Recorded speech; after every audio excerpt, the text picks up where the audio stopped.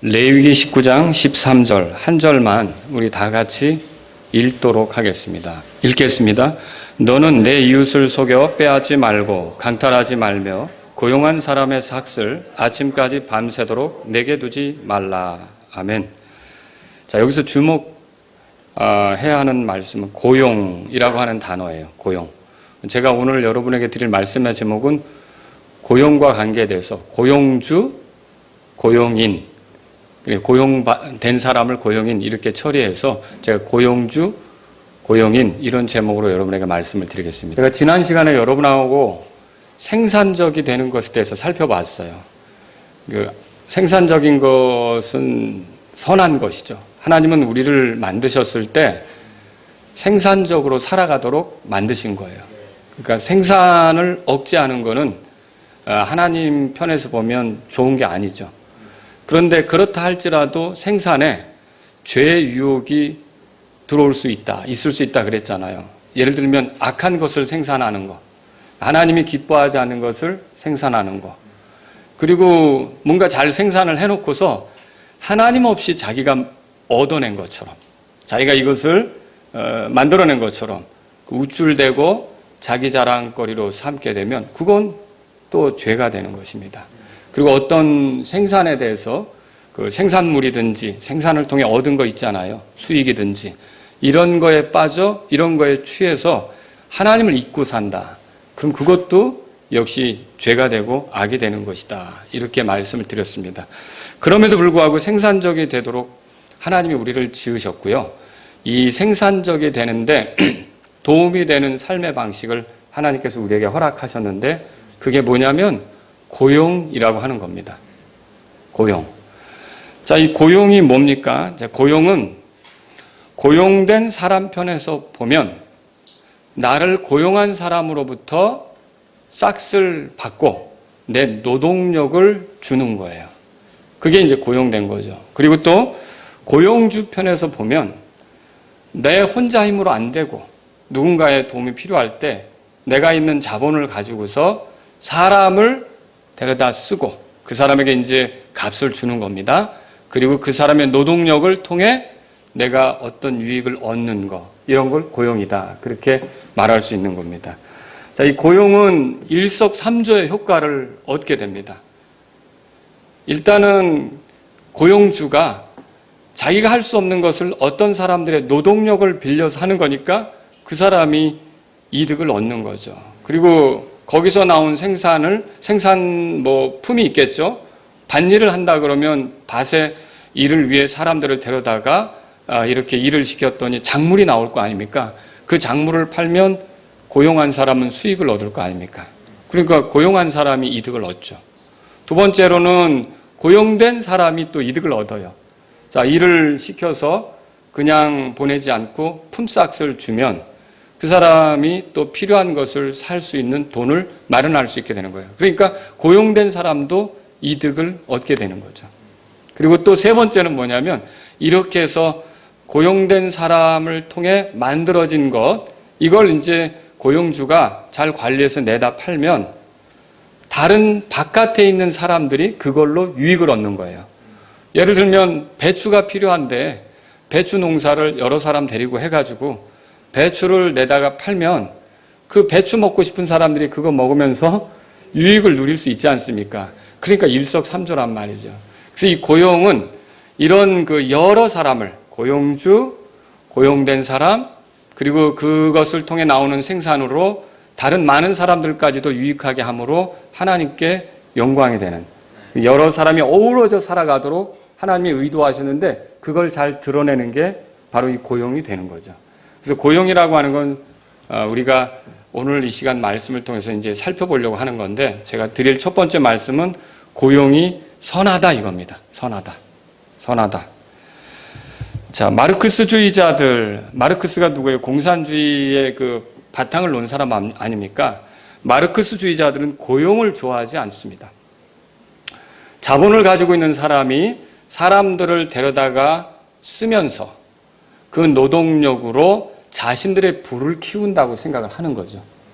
그래서 이 고용주들을 지배계급으로 보고 고용된 사람을 피지배 계급으로 보는 거예요. 그리고서 거기에 대해서 불편하게 생각하는데 한마디로 이거예요. 고생은 우리가 하는데 왜 돈은 네가 벌어? 이런 거라는 거죠. 그래서 이런 그 상황을, 고용이라는 상황을 굉장히 못마땅하게 생각해서 더 이상 지배받지 않는, 우리가 우리 힘으로 살아가는 그런 평등한 세상을 만들자, 이렇게 해서 일으키려고 하는 게 뭐냐면 혁명이에요. 근데 역사를 보면요, 항상 그런 혁명이 일어나기도 했는데 그 혁명이 일어난 뒤에는 어떻게 되냐면 새로운 지배계급이 꼭 등장을 해요. 근데 그 새로운 지배계급은 독재자일 수도 있어요. 새로운 지배계급은 어떤 정권일 수도 있어요. 근데 그들 아래 사람들을 두고 이전보다 더 잔인하게 착취하고 잔인하게 학대하는 경우가 있다는 거죠. 뭔가 혁명을 일으켜서 대단한 것처럼 모두가 잘 사는 것처럼 얘기하지만 반드시 독재자가 나오든지 또 다른 이상한 전체주의 정권이 나오든지 해서 그 사회가 더 어렵게 되는 경우가 있다는 것이죠. 여러분, 고용으로 이윤을 얻는 것은 이렇게 사람들이 생각할 정도로 기분 나쁘고 불쾌한 게 아닙니다. 이거는 하나님께서 정하신 거예요. 여러분들 다 오늘도 직장 갔다 오셨죠? 그게 뭐예요? 다 고용으로 직장생활 하는 거 아닙니까? 자, 예수님은 이렇게 말씀하셨어요.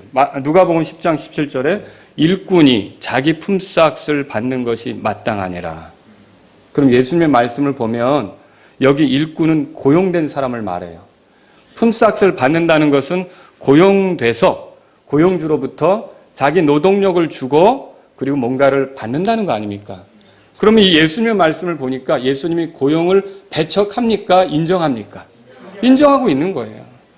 고용이라는 거는 그래서 돈 있는 사람이 그 돈을 가지고 남의 노동력을 사는 게 문제가 아니란 말이죠. 이거 얼마든지 그렇게 할 수 있는 부분이란 말입니다. 또 예수님이 자주 사용하시던 비유들 보면 청지기, 그리고 종, 주인, 이런 게 등장하는 비유들은 다 고용과 관계가 있는 겁니다. 대표적으로 마태복음 20장에 보면 여러분 아침 일찍부터 포도밭에서 일할 사람들 구해다가 데려와가지고 일시키고 한 데나리온씩 주기로 약속한 거 있잖아요. 그리고 오후 한 5시경에 장터에 나가보니까 누구도 일시키는 사람이 없어가지고 하루 종일 놀던 사람들, 그대로 집에 가면 가족들 쫄쫄 굶어야 하는 사람들 데려다가 일시키고 1데나리온 주는 거 여러분 읽어보시죠. 이게 다 고용에 관한 얘기예요. 그러니까 고용이 소재가 된 이야기다라고 하는 것이죠. 침례자 요한이 침례받으러 온 사람들에게 뭐라 그랬느냐. 특히 군인들에게 이런 말을 했어요. 아무도 억압하지 말고 거짓되이 고소하지 말며 너희의 급료로 만족하라. 누가복음 3장 14절에 써있죠. 여기 급료라는 말이 있어요. 급료가 뭐예요? 내가 일하고 받는 거 아닙니까? 내 노동력을 주고 받는 거, 나를 고용한 자들로부터 받는 거 아닙니까? 그래서 이런 말씀들을 보면 여러분, 고용이라고 하는 건 성경이 싫어하는 게 아니란 말이에요. 어떤 사람들은 굉장히 피해의식으로 사람을 선동해서 왜 내가 돈에 의해서 저 사람에게 지배받아야 되느냐 이렇게 말하는데, 여러분 구약에도 아마샤 같은 경우는 은 100달란트로, 아마샤가 유대인 왕이거든요. 이스라엘에서 용병 10만 명을 고용했다, 그렇게 성경에 써 있어요. 그러니까 고용이라고 하는 것은 여러분과 제가 살아가는 방식으로 하나님께서 허용하신 거라는 거죠. 그러니까 이 고용을 기분 나쁘게 생각하면 안 되는 거죠. 이 고용은 지극히 정상적으로 우리가 살아가도록. 그래서 오늘 레위기 19장 13절에 보세요. 레위기 19장 13절 같이 읽겠습니다.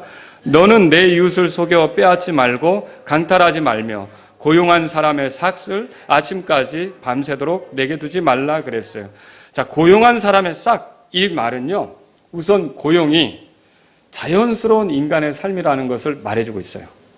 그리고 여기서는요, 고용을 통해 누군가에게 노동력을 산다면 반드시 그 대가로 싹을 지불해야 된다는 거죠. 그리고 그 대가를 지불하지 않는 것은 착취가 되며 하나님께서 그것을 기뻐하시지 않는다라고 하는 것을 성경을 통해 아는 거죠. 그러니까 여러분이 다 자영업을 하는 사람들도 있습니다, 물론. 그러나 여러분이 어떤 직장에 출근해서 이렇게 일을 하는 것은 다 고용돼서 일을 하는 거라고 보셔야 되는 거예요, 지금. 자, 이 바울은 이 부분에 대해서 어떻게 가르쳤습니까? 골로새서 3장으로 가보세요. 골로새 3장. 골로새 3장.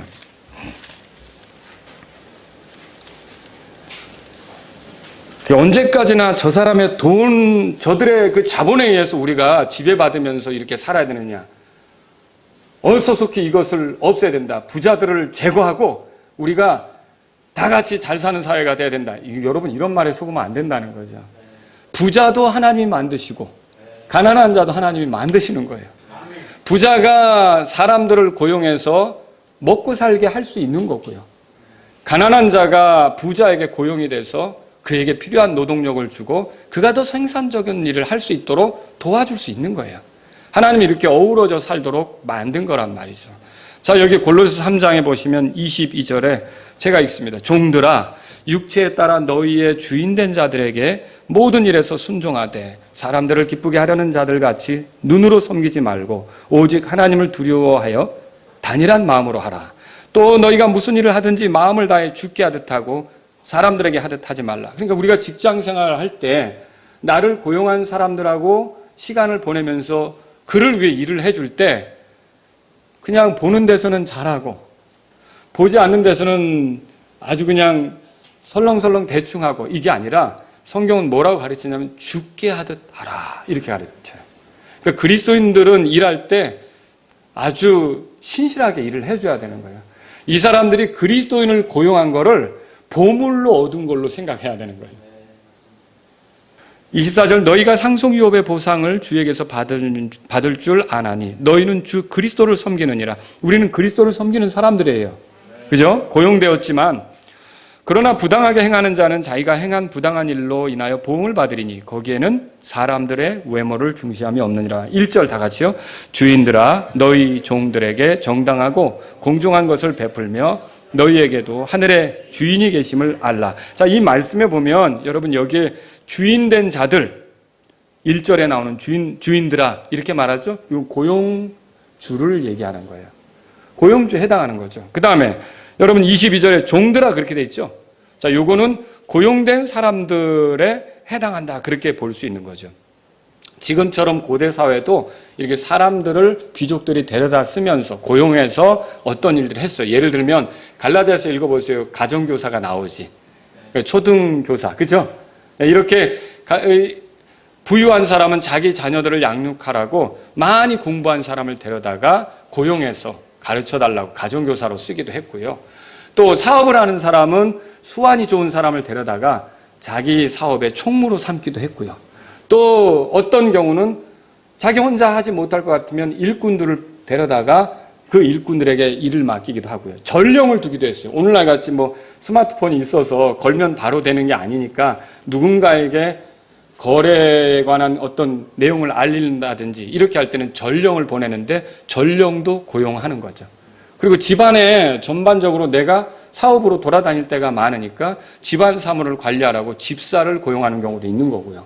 이렇게 고용을 통해서 살아가는 게 세상이다. 여러분과 저는 그렇게 정리할 필요가 있는 거죠. 베드로는 어떻게 말했어요? 베드로전서 2장으로 가보세요. 베드로전서 2장. 베드로전서 2장입니다. 자, 거기 보면 18절입니다. 같이 읽겠습니다. 18절 읽습니다. 종들아 모든 두려움으로 너희 주인들에게 복종하되 선하고 부드러운 자들에게 뿐만 아니라 까다로운 자들에게도 그리하라 그랬어요. 그러니까 여기에 보니까 종들도 나오고 주인들도 나와요. 종들은 고용된 사람들에게 이제 해당하는 말이고 주인들은 고용주들에게 해당하는 말이다. 그렇게 보시면 되는 거죠. 배를 만든다고 해봐요. 배를 만든다고 하면 나는 배를 만들어서 돈이 있으니까 이 배를 팔고 싶다. 그런 사람이 있을 거 아닙니까? 근데 자기가 혼자 만든다 그러면 그거 부쩍 힘들 거예요. 나무도 캐야 되고 그렇지 않겠습니까? 근데 그걸 사람을 고용하는 거예요. 그러면서 그 고용한 사람들에게 싹스를 주는 거죠. 그리고 배가 완성이 되면 그 배를 팔아서 이득을 얻는 거죠. 그러면 고용주도 이득을 얻고 그 배를 만드는 과정에 참여했던 모든 고용된 사람들도 이득을 얻고 그리고 이 배가 누군가에게 넘겨졌잖아요. 그 사람이 그 배를 타고 다니면서 장사를 한다. 뭐 아프리카에 갔다 유럽에 갔다 이렇게 장사를 한다. 그럼 그 사람도 돈을 벌잖아요. 그러니까 이게 고용이라는 게 여러 사람이 다 같이 잘 살게 하는 하나님께서 특이하게 이 사람들의 사회에 그게 있도록 허락하신 거예요. 이 짐승이 고용해가지고 뭐 이렇게 주는 거 봤어요? 싹쓸? 여기 사자 수컷이 얼마나 웃긴지, 사냥은 암컷들이 하거든요. 암컷들이 해서 잡아놓으면 와서 저리 비켜 하고 자기가 뜯어먹어요. 네? 그런데 사람은 어때요? 수고하면 수고한 몫을 주잖아요. 이게 고용으로 살아가도록 하나님께서 만드셨다는 것이죠. 자, 그런데 이 고용에도 죄의 유혹이 있습니다. 우선 고용주들에게 죄의 유혹이 있다는 것을 여러분에게 두 번째로 말씀드리고 싶어요. 고용주가 돈을 준다는 이유로 자기에게 고용된 사람들을 학대하는 것, 비인격적으로 대하는 것, 그리고 폭언을 일삼는 것, 아니면 심지어 때리기까지 하는 것. 내가 돈을 주니까 제대로 안 하니까 맞아야 돼. 여러분 이거 옳습니까? 이것은 하나님께서 기뻐하는 게 아니라는 거죠. 신명기 24장 가보세요. 신명기 24장. 그래서 여러분 가운데 혹시 하나님께서 유력하게 하시고 부유하게 하셔서 자본을 많이 갖게 되고 누군가를 데리고서 일을 하게 될 기회가 온다. 그럼 여러분도 고용주가 되는 거예요. 근데 그때 이런 죄의 유혹에 빠지지 않아야 되는 거예요. 그리스도인은. 자, 거기 24장 14절 다 같이 읽겠습니다. 시작. 가난하고 궁핍한 품꾼은 내 형제든지 내 땅에 내 성문 안에 거하는 나그네든지 너는 그를 학대하지 말며. 품꾼을 학대하면 안 된다고 하나님께서 말씀하신 거예요. 그게 내 형제일 수도 있고 나그네일 수도 있어요. 그러니까 만약에 우리 교회에 다니시는 어떤 장로님이 열심히 사업을 하면서 11조를 교회에 바치기는 하지만 저기 안산공단이나 시화공단에서 외국인 근로자를 데리고서 일을 하면서 돈을 버는 고용주인데, 그리고 교회에서는 장로님인데 예배를 할 때 앞에 나와서 주여 하고 이렇게 거룩하게 기도를 하는데, 만약에 자기가 일하는 그 일터에서 고용주로서 이방인 노동자들, 외국인 노동자들, 동남아시아에서 온 노동자들을 때리면서 못한다고 욕하면서 이렇게 하면 여러분 그거는 하나님 기뻐하십니까? 절대로 그렇게 하면 안 된다는 거죠.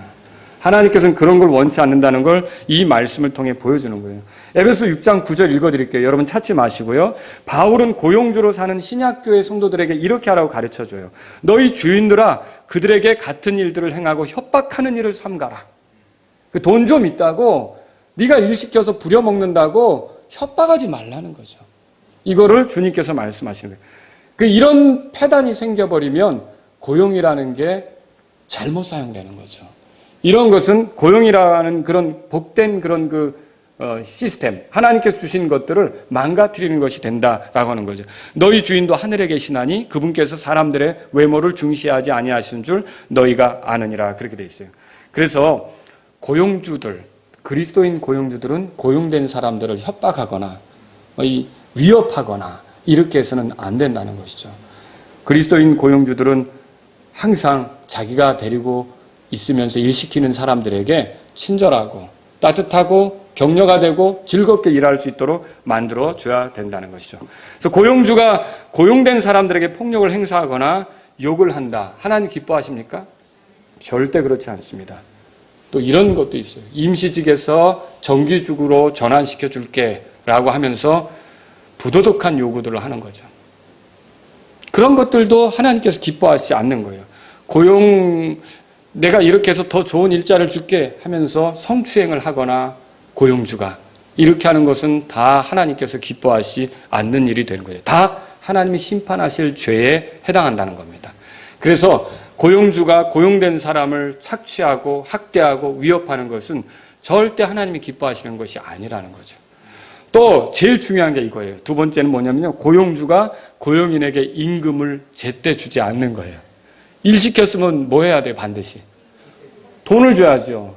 품삯을 줘야죠. 그런데 그걸 안 주는 거예요. 오늘 지금 찾으셨죠? 신명기 24장 15절 다 같이 읽겠습니다. 그의 품삯을 그가 일한 날에 주고 해가 그것 이루어지지 말게 할지니 그가 가난함으로 그 품삯에 마음을 두느니라. 그가 너를 대적하여 죽게 부르짖으면 그것이 내게 죄가 될까 염려하느라. 아니 가난한 사람들은 나에게 일을 맡겨서 시킬 때 고마운 거죠. 내 생계를 유지할 수 있으니까. 근데 그래서 열심히 해줬단 말이에요. 근데 저 고용주가 자꾸만 돈 주는 걸 미루는 거예요. 여러분, 그렇게 되면 마음이 상심이 되지 않겠어요? 힘들어지지 않겠어요? 내가 돈 벌려고 일을 한 건데, 왜냐하면 그걸로 내 가족이 먹고 살아야 되니까. 그런데 돈 주기를 자꾸 미루는 거예요. 여러분, 줄 것은 줘야 되는 거예요. 그렇지 않습니까? 근데 그걸 미룬다. 그래서 너무 마음이 아파서 이 사람이 하나님께 호소하게 됐다. 그러면 그게 그 고용주에게는 죄가 된다. 죄라는 건 누구에게 죄가 되는 거예요? 하나님께 죄가 되는 거죠.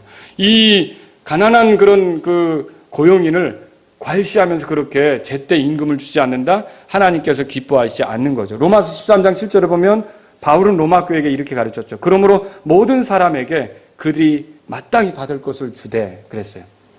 그래서 내가 일을 시키는 사람이고 이날 돈을 주기로 했다 그러면 그거는 지켜줘야 고용주로서 멋지게 행동하는 거죠. 일은 열심히 시켜놓고. 그래서 한때 그런 말을 들었어요. 저는 우리 교회도 저 옆에도 공사를 했고 여기 와서도 공사했고 여기 와서 또 리모델링하고 인테리어 하면서 공사를 했잖아요. 근데 참 기도가 많이 됐어요. 무슨 얘기를 들었냐면 사람들이 교회 공사를 잘 안 하려고 한대요. 왜 안 하려고 하느냐? 첫째는 참견하는 사람이 그렇게 많대요. 참견하는 사람들이.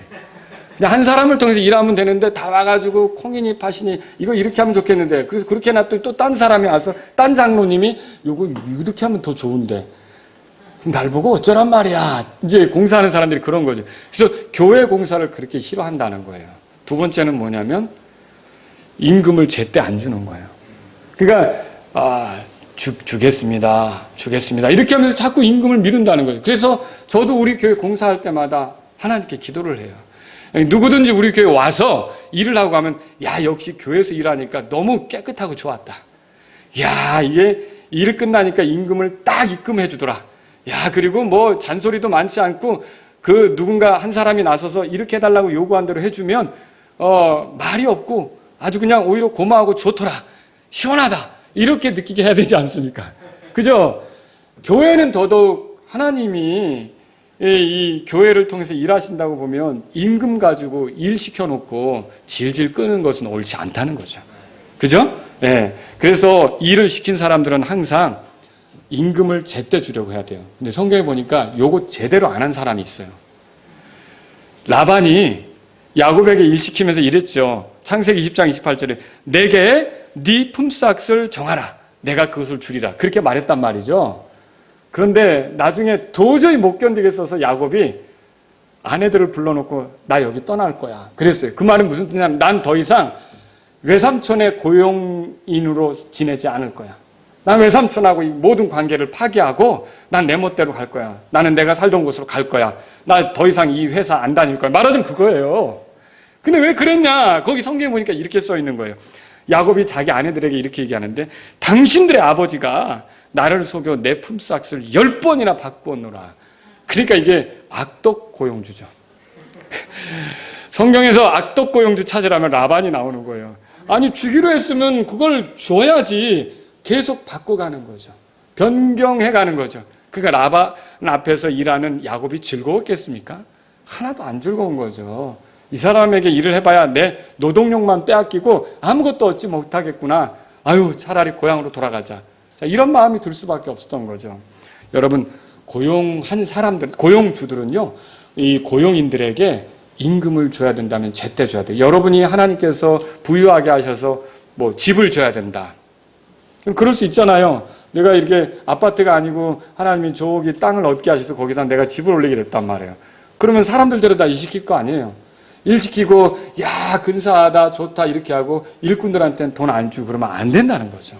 그리스도인들은 그런 거래에 있어서 정직하고 정확하고 반드시 노동력을 취했으면 임금을 제때 주려고 하고 이게 그리스도인의 삶이어야 된다는 걸 믿으시기 바랍니다. 세 번째로 고용주가 고용인들의 안전을 고려하지 않고 혹사시키는 거예요. 자기 이득을 위해서 이 고용된 사람이 지쳐가는 것도 모르고 몸이 상하는 것도 모르고 그냥 막 혹사시키는 거죠. 여러분 그러다가 과로로 쓰러지는 사람도 있잖아요. 그러다 일터에서 죽는 사람도 있잖아요. 자 이런 것은 위험한 일이라는 거죠. 정말로 자기가 일을 시킨다면 아낄 수 있어야 돼요. 보호할 수 있어야 돼요. 지킬 수 있어야 되는 거죠. 근데 성경에 보니까 다윗은 우리아에게 일을 시키는 입장이었는데 우리아를 아예 위험한 곳으로 보내가지고 그것도 의도해서 자기의 이득을 위해서 우리아가 죽게 만드는 걸 성경을 통해 읽어본단 말이죠. 여러분 보시죠. 이 같은 일은 하나님께서 심판하실 일이라는 거죠. 그래서 고용주들은 자기에게 고용된 사람들을 안전하게 지키려고 하고 보호하려고 하고 항상 그런 것들을 점검하고 즐겁게 일할 수 있는 환경이 돼야 되고 혹사시키지 않아야 되고 이래야 된다는 걸 우리가 성경을 통해서 배워야 한다는 거죠. 또 이제 세 번째로 고용된 사람들에게는 그러면 죄의 유혹이 없을까? 나는 이제 남의 일을 해주는 입장이에요. 노동력을 내가 줘야 되는 입장이죠. 그리고 품삯을 받는 거예요. 그러면 나에게는 죄의 유혹이 없을까? 여러분과 제가 그리스도인일 때 누군가의 일을 해주면서 돈을 받을 수 있잖아요. 그때 끼어들 수 있는 죄의 유혹이 뭐냐면 게으름이라는 거예요. 게으름. 돈은 받는데 적당히 해주는 거죠. 안 보는 데서는 안 하고 이러는 거죠. 여러분 성경에 보니까 한 달란트 받은 종에 대한 이야기가 나와요. 그죠? 근데 이 사람은 그 한 달란트를 굴려서 장사했습니까? 그러지 않고 땅속에 묻어줬죠. 2달란트 받았던 사람, 5달란트 받았던 사람들은 가서 장사해서 2달란트 남겨오고 5달란트 남겨왔어요. 나중에 주인이 와서 결산할 때가 됐죠. 그 사람은 어떻게 했어요? 땅에서 그거 그대로 찾아가지고 1달란트 드렸죠. 그러면 장사한 거예요? 안 한 거예요? 수고한 거예요? 안 한 거예요? 아무것도 안 했단 말이죠. 근데 성경을 읽어보면 마태복음 25장에서 그 사람에 대해서 뭐라고 주인이 얘기했느냐? 악하고 게으른 종 이렇게 말했어요. 마태복음 25장 26절에 그렇게 써 있어요. 또 거기다가 그 밑으로 조금 내려가면 뭐라 하느냐면 무익한 종 이렇게 했어요. 여러분과 제가 그리스도인이라면 누군가에게 노동력을 주고 품삯을 받을 때 악하고 게으른 종이라는 소리를 들으면 안 되는 거예요. 무익한 종이라는 소리를 들으면 안 되는 거예요. 우리가 할 때마다, 우리가 수고할 때마다 하나님께서 우리를 요셉처럼 형통하게 하셔서 나를 옆에 끼고 있는 저 고용주가 든든하게 여겨져야죠. 저 사람에게 일 맡긴 것은 하나님이 도와주시나 보다. 잘 되고 있다. 이렇게 생각되게 해야죠. 그런데 우리가 그것을 게으름을 피우면서 한다? 그러면 하나님께서 이건 기뻐하는 삶의 방식이 아니라는 거죠. 또 이런 고용된 사람으로서 죄의 유혹은 뭡니까? 불성실이죠. 마태복음 20장에 펴보세요. 마태복음 20장. 자, 거기 보면은 아까 말씀드렸던 포도원 그 주인이 품꾼들을 고용하여 일시키면서 1데나리온씩 이렇게 이제 저녁 때가 돼서 나눠주는 거 있잖아요. 그게 나온단 말이에요. 근데 이렇게 했는데 아침에 일찍 와서 일하는 사람도 있었어요. 그죠? 그리고 이제 한 오후 5시경에 불러가지고 데려가서 일하는 사람도 있어요. 그런데 이 주인이 나중에 이제 계산을 하는데 오후 5시에 온 사람이고 아침 7시에 온 사람도 있을 거 아닙니까? 아침 7시에 온 사람은 어떻게 했어요? 하루 종일 딱볕에 막 일을 했을 거 아닙니까? 근데 이 오후 5시에 온 사람한테 얼마 주나 봤더니 1데나리온을 탁 꺼내가지고 주는 거예요. 그러니까 오후 5시에 와서 일해서 1데나리온을 받았으니까 나는 그러면 가만히 있어봐. 7시인데 10데나리온은 주지 않을까? 아침 7시니까 10데나리온은 주지 않을까? 10데나리온은 아니더라도 5데나리온이라도 주겠지 뭐 이렇게 생각할 수가 있단 말이죠. 그런데 주인이 갑자기 다 나눠주는데 다 얼마씩 준 거예요? 다 1데나리온을 준 거죠. 그러니까 이 아침 7시부터 와서 일하는 사람들이 열받은 거예요. 왜 이렇게 대우하시느냐? 왜 우리에게 이렇게 대우하시느냐? 아니, 저렇게 온 지 얼마 안 되는 사람도 1데나리온을 주고 나한테는 왜 똑같이 1데나리온 주느냐? 아침부터 와서 낮 동안 햇볕 가운데서 엄청 노력을 했고 수고를 했는데 자, 그러면서 주인에게 화를 냈단 말이죠. 근데 이제 그 화를 내니까 뭐라고 말합니까? 13절 보세요. 13절. 12절은 제가 읽을게요. 이르되 마지막에 온 이 사람들은 1시간만 일하였는데 당신이 그들을 짐과 낮의 열기를 견딘 우리와 같게 대우하였나요? 그러니까 나를 이런 식으로 대우합니까? 우리를 이런 식으로 대합니까? 이렇게 굉장히 이제 화가 난 거죠. 자, 근데 13절부터 우리 읽어보겠습니다. 13절부터 15절까지 같이 읽습니다. 그가 그들 중에 한 사람에게 응답하여 이르되 친구여 내가 내게 잘못한 것이 없노라. 내가 나와 1데나리온으로 합의하지 아니하였느냐. 내 것을 가지고 내 길로 가라. 내게 준 것과 똑같이 내가 마지막에 온 이 사람에게도 주리라. 내가 내 것을 가지고 내 뜻대로 하는 것이 법에 어긋났냐? 내가 선함으로 내 눈이 악하냐? 그랬어요. 그러니까 이 주인은 잘못한 게 있다는 거예요? 없다는 거예요? 나는 없다는 거죠. 왜 잘못한 게 없어요? 2절에 보세요. 2절 다 같이 읽습니다. 20장 2절. 그가 하루에 1데나리온씩 주기로 품꾼들과 합의하여 그들을 자기 포도원에 들여보내고 그랬어요. 그러니까 이 집주인은 합의한 대로 한 거죠. 잘못한 겁니까? 아니라는 거죠. 근데 이 고용된 사람들에게 욕심이 생긴 거예요. 그리고 주관적으로 저 사람보다는 나를 더 낮게 대우해줘야 되지 않느냐, 우리를 더 낮게 대우해줘야 되지 않느냐, 그 생각을 갖게 된 거죠.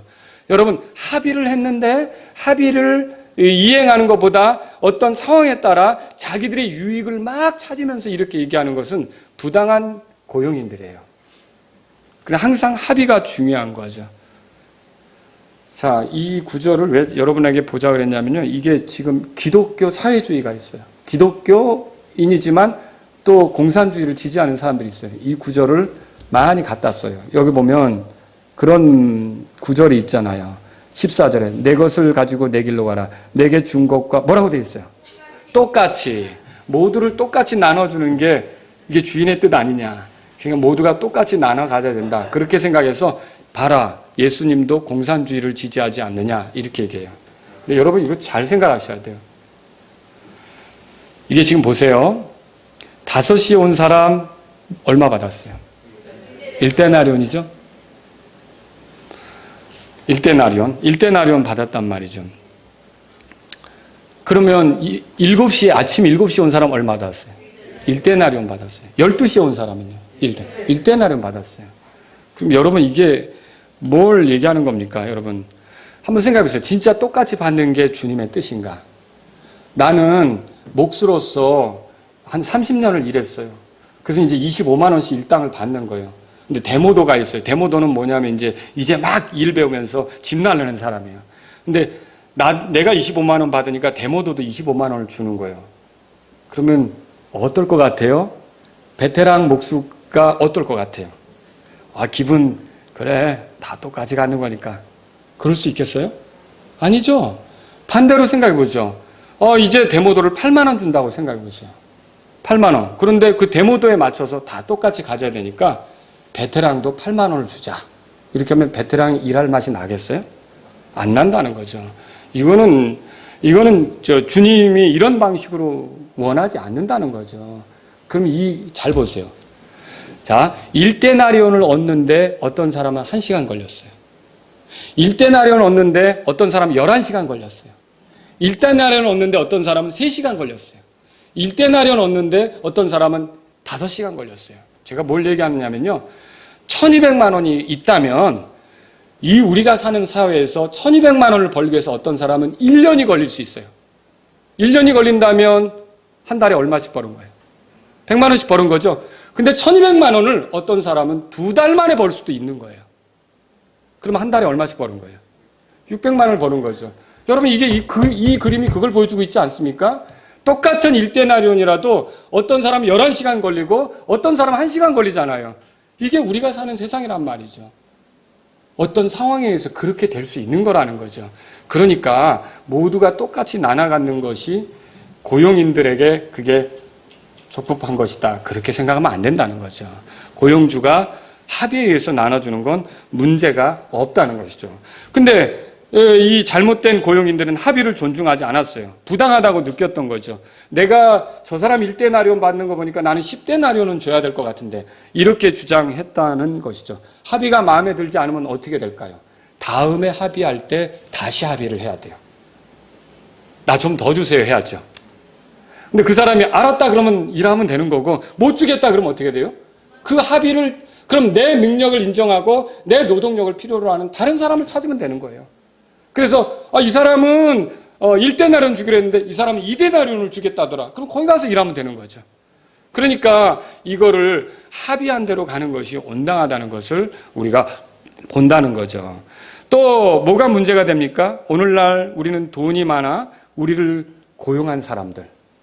시기할 필요 있어요? 나에게 일 시키는 사장님. 정말 저 사람은 어떻게 저렇게 돈이 많아가지고 일하는데 기분 되게 나빠. 일하는데 밥맛이야. 내가 이걸 해주고 있다니. 여러분 그렇게 일합니까? 시기하면 되는 거예요? 안 되는 거죠. 그 사람 때문에 나도 고용이 되어서 돈을 벌 수 있다는 것을 인해 감사하셔야죠. 그렇죠? 그 기회를 가진 것으로 인해 더 열심히 일을 해줘야죠. 여러분, 이 고용된 사람들은요, 고용주를 위해서 충직하게 해줄 필요가 있는 거예요. 특히 이런 경우도 있을 수 있어요. 가만히 보니까 이제 어떤 사람이 예수님을 믿는데 부유해요. 그래서 회사를 운영하고 있어요. 그 회사를 운영하니까 사람들을 고용했는데 이 사람 중에 누구에게 전도해서 교회를 따라오게 됐어요. 그래서 주일날은 같이 밥 먹는 거죠. 근데 형제님 하는 거예요. 그렇잖아요. 이제 형제가 됐으니까 구원도 받고. 그런데 월요일날 출근했는데도 사장님이 이거 좀 해줘요. 그러니까 형제님 왜 나만 시켜요? 여러분 이거 어떻게 생각하세요? 회사에 가면 어떻게 되는 거예요? 따라줘야죠. 사장님이죠. 사장님으로서 인정해줘야죠. 그렇죠? 성경 찾아보세요. 디모데전서 6장. 그래서 반항하고 이렇게 하는 것은 옳지 않은 거예요. 디모데전서 6장을 보면요, 우리가 믿는 사람에게 더 잘해야 되는 것을 성경이 말하고 있습니다. 디모데전서 6장 거기 보세요. 2절 다 같이 읽겠습니다. 믿는 주인이 있는 자들은 그들이 형제라고 해서 그들을 얕보지 말고 오히려 잘 섬길지니라. 이는 그들이 신실하고 사랑받는 자요 은택에 참여하는 자이기 때문이라. 이것들을 가르치고 권면하라. 이렇게 살도록 가르쳐라 이 뜻이죠. 그러니까 같이 직장 생활하는데 그 사람이 내 사장님이다. 회사에선 보스다. 아니 교회에서의 형제님 하니까 같이 섬길 수 있지만 직장에 가면 어떻게 해야 되는 거예요? 나의 고용주로서의 위치를 인정해주고 일을 해야 된다는 거죠. 나의 관리자로서의 위치를 인정해주고 일을 해야 된다는 거죠. 이 직장에 가서까지 교회 행자 개념을 형제님 왜 자꾸 저기 새로운 사람 있잖아요. 이런 식으로 하는 건 온당치 않다는 거죠. 여러분 그리고요, 고용된 사람이 부당한 방법으로 고용주의 것을 도둑질할 수도 있어요. 그렇지 않습니까? 눈먼 돈이라고 해서 자기 주머니로 넣을 수도 있고 이런 것들은 다 하나님께 심판받을 죄라는 거죠. 요셉은 고용된 사람이었지만 주인의 것을 취하려고 하지 않았어요. 심지어 그의 아내가 탐심을 자극하며 다가왔어도, 그 주인의 아내가 탐심을 자극하며 다가왔어도 그것도 넘보지 않았어요. 철저하게. 그게 바로 그리스도인이 일하는 자세죠. 어떤 사람들은 그래요. 제가 들었는데 직장에 가면 아침에 출근하자마자 교회에서 무슨 주일학교 뭐 이렇게 인쇄를 해야 되는 건지 인쇄 복사기 있잖아요. 그걸로 이제 막 꺼내는 거예요. 뭐 하나 보니까 뭐예요? 이게 교회에서 뭐가 좀 서류가 필요한데. 여러분 직장에서 제발 그렇게 하시면 안 돼요. 교회 일을 왜 직장에 가서 하려고 그래요? 그렇지 않습니까? 직장에서는 무슨 일을 해야 되는 거예요? 그게 굉장히 영적인 걸로 생각하는 사람들도 있어요. 물론 여러분이 이런 일도 있어요. 시간이 아니라 능률에 따라 일하는 것은 그 어떤 일을 성취하면 내가 내 시간을 가질 수 있는 경우도 있겠죠. 그렇죠? 그렇지 않은 경우는 여러분들이 어떻게 됩니까? 항상 직장에서는 직장 일에 충직해주는 게 그리스도인다운 거예요. 거기서도 이게 주소록을 교회 걸 정리해야 되는데 아마 부장님은 회사 일 열심히 하는 줄 알고 있어요. 근데 그 김자매는 계속 교회 주소록을 정리하고 있어요. 그러면 안 된다는 거죠. 그거는 고용된 사람으로서 올바른 태도가 아니라는 거예요. 자, 이제 말씀을 정리해 봅니다. 이렇게 고용의 세계에 죄의 유혹이 있지만 그럼에도 불구하고 하나님 우리가 고용이라는 원리를 가지고 살아가도록 그렇게 우리를 만드신 거예요.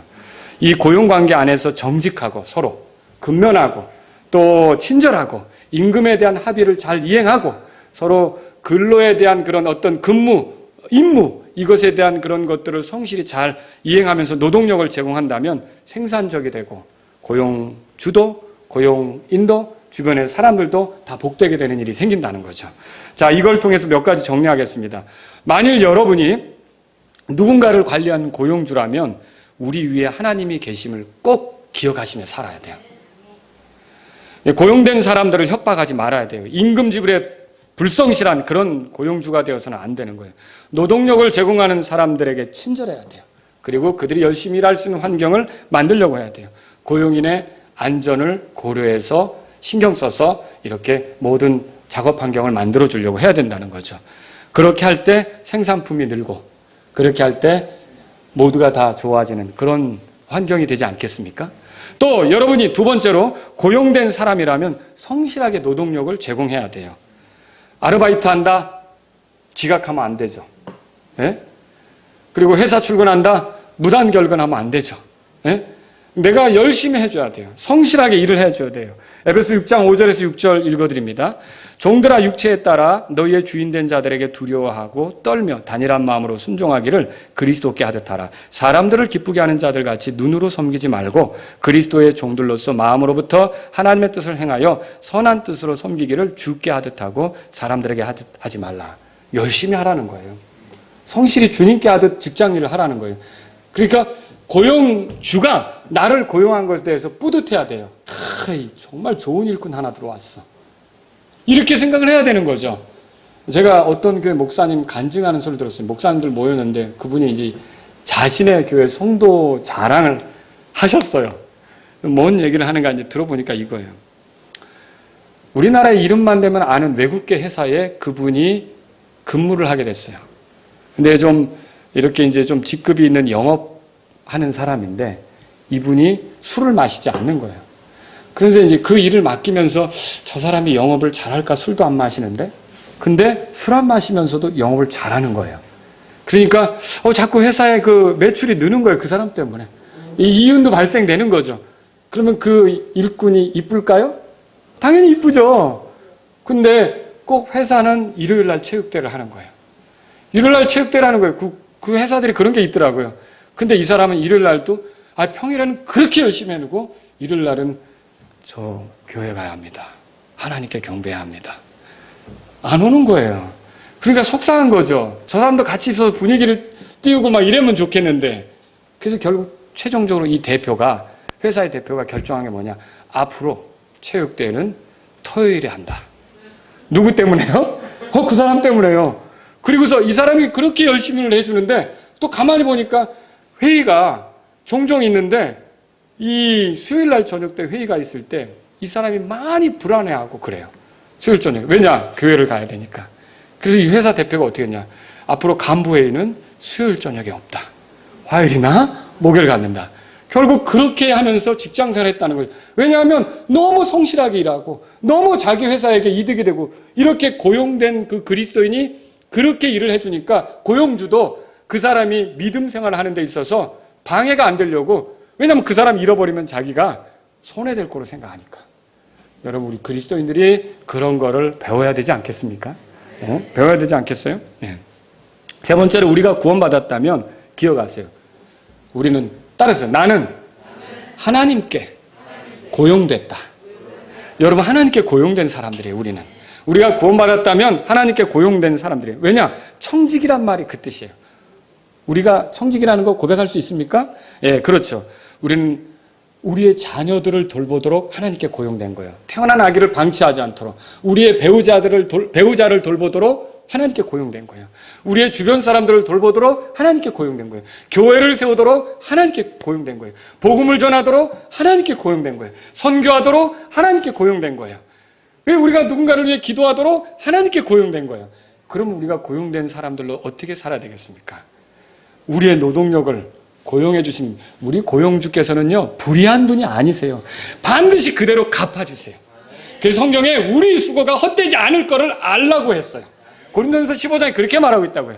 그 우리를 고용하신 분은 반드시 나중에 월급 주듯이 우리 보상해야 될 때 너 진짜 실적 좋았어 라고 듬뿍 보상해 주실 분이라는 거죠.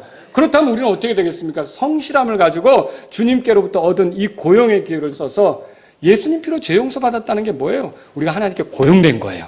그러면 그 고용된 자로서 성실하게 주님을 위해 살 수 있기를 바랍니다. 기도하겠습니다. 오늘 이 말씀을 들으신 여러분 가운데 하나님, 제가 직장에서 고용된 사람으로 주님을 높여드리는 그런 정말 성실하게 일하는, 그래서 나를 고용한 사람이 나를 볼 때 참 저 직원이 우리 직장에 들어온 것이 너무 귀하다, 이렇게 생각할 수 있게 일하기를 원합니다. 그런 분이 있다면 기도해 주십시오. 혹시 여러분들이 또 누군가를 부리는 위치에 있다면, 하나님, 제가 정말 친절하고 또 내 아래에 있는 사람들을 따뜻하게 대하고 격려하고 그들이 열심히 일할 수 있는 환경이 되도록 그들을 지켜주고 이런 사람 되기를 원합니다. 그런 분이 있다면 기도하십시오. 하나님, 저는 하나님께 고용된 사람입니다. 이 하나님께 고용된 사람으로 성실하게 살 수 있기를 원합니다. 예수님 피로 죄사함 받은 게 하나님께 고용됐다는 뜻입니다. 그런 삶을 살기 원한다면 기도하십시오.